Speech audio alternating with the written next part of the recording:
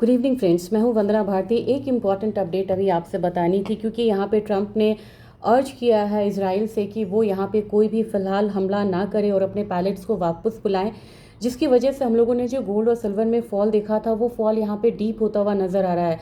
जियो political tensions पे हर घंटे अलग अलग तरीके से मार्केट यहाँ पे बिहेव कर रही है और अब यहाँ पे जो फॉल है ये डीप होता हुआ नज़र आ रहा है। और अब मैंने आपको $3300 का बताया था गोल्ड में, $3326 के करीब यहाँ पे फ्यूचर्स आ चुका है। तो गुंजाइश है कि यहाँ पे $10 से $15 या $20 तक की गिरावट और हो।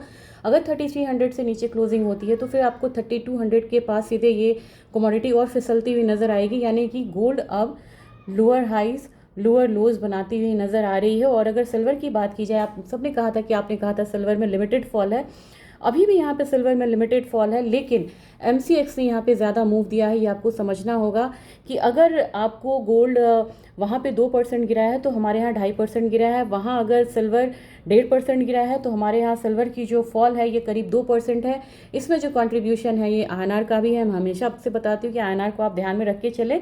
INR का कंट्रीब्यूशन ये है कि आज वो काफ़ी ज़्यादा अप्रिशिएट हुआ है, करीब करीब 0.5%, इसका भी इम्पैक्ट है। लेकिन सबसे ज़्यादा जो इम्पॉर्टेंट चीज़ है क्रूड ऑयल बाहर के मार्केट में सिर्फ 4% गिरा हुआ है, जबकि हमारे मार्केट में ये गिरा हुआ है 7.84%, यानी कि आप इसे 8% मान के चल सकते हैं। और ये इसलिए क्योंकि स्ट्रेट ऑफ हॉर्मुज के बंद होने से सबसे ज़्यादा फ़ायदा यहाँ पे चाइना को, कोरिया को और इंडिया को ही होना है। अब इतनी बात तो यहाँ पे लग रही है कि जिस तरीके से ट्रंप काफ़ी ज़्यादा यहाँ पे एक्शन में है कि सीज़ फायर हो और फर्दर मतलब एस्केलेशन नहीं हो, इसका फ़ायदा यहाँ पे क्रूड ऑयल का सबसे ज़्यादा चाइना को मिलेगा, इंडिया को मिलेगा और फिर साउथ कोरिया को यहाँ पे मिल सकता है।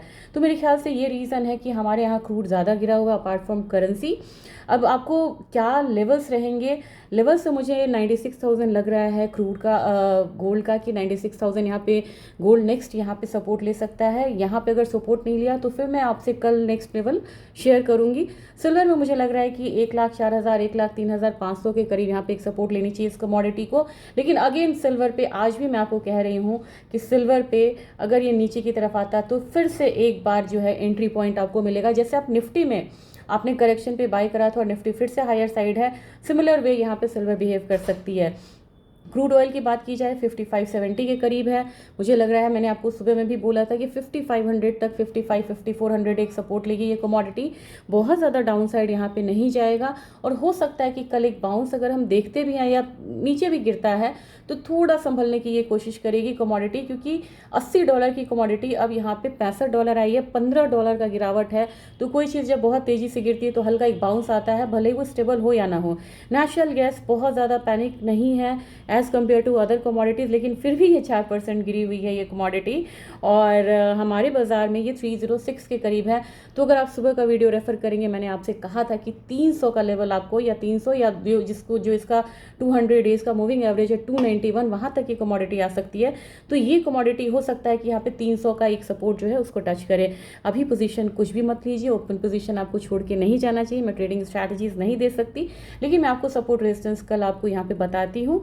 और बाकी कल जब मार्केट ओपन होगी तब देखते हैं कि किस तरीके का रिएक्शन होगा। और इतने गिरावट के बाद हो सकता है कि हमारा क्रूड थोड़ा बाउंस के साथ यहाँ पे ओपन होता हुआ आपको नज़र आए।